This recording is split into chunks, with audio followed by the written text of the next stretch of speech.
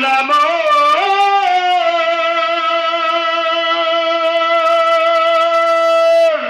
স্বজন সুজন পর হবে সব ছিল যারা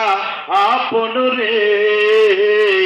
কে করাবে গোসল আমার কে পরাবে কাফন রে কোথায় হবে মরণ আমার কোথায় হবে দাফন রে কে করাবে গোসল আমার কে পরাবে কাফন রে কবর ঘরে রাখার পরে ফেরেশতা আসিবে আল্লাহর দিনের কথা জিজ্ঞাসা করিবে কথা বলুন ঠিক না বেটে কবর ঘরে রাখার পরে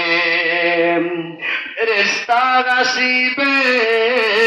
আল্লাহ রাসূল দিনের কথা জিজ্ঞাসা করিবে জবাব দিতে না পারিলে ভোলাম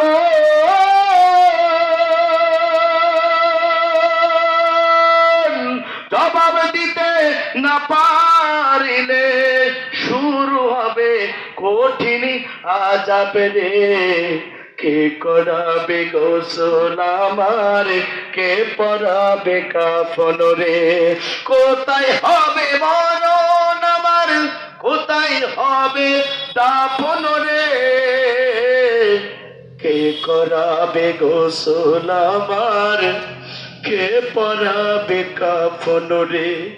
কে করাবে গোসল আমার কে পরাবে কাফন রে কথা বলুন ঠিক হবে ঠিক কবর আপনার আমার জন্য শেষ ঠিকানা আপনার বাবা ওই বাগানে ঘুমিয়ে আছে আপনার মা বাগানে ঘুমিয়ে আছে আপনার দাদা বাগানে ঘুমিয়ে আছে আপনার দাদা দাদি সবাই ঘুমিয়ে আছে আপনার এই পৃথিবীতে চিরকাল টিকে থাকতে পারবো না আর আমি পৃথিবীতে কেমন পর্যন্ত হায়াত পাবো না আপনার মৃত্যু হয়ে যাবে আপনার ধরবে একটা টান দেবে দুনিয়া নষ্ট বিদায় গ্রহণ করবে মৃত্যুর আগে যেন ইমানের সাথে মৃত্যুবরণ করতে পারি সেই তৌফিক আল্লাহ পাক আমাদের সকলকে তৌফিক দান করুন আমিন আল্লাহ পাক আমাদেরকে সকলকে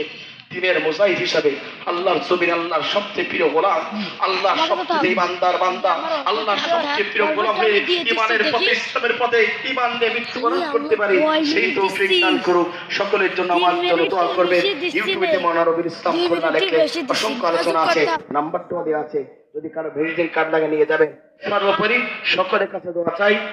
আমার একমাত্র নানা শ্বশুর শারীরিকভাবে তিনি অত্যন্ত অসুস্থ এজন্য সকলের কাছে দোয়া চাই আল্লাহ পাক তার বান্দাকে সুস্থ করে দেখ আর মৃত্যুর সময় যেন ঈমানের সাথে মৃত্যুবরণ করা তৌফিক দান করুক আসসালামু আলাইকুম ওয়া রাহমাতুল্লাহি ওয়া বারাকাতুহু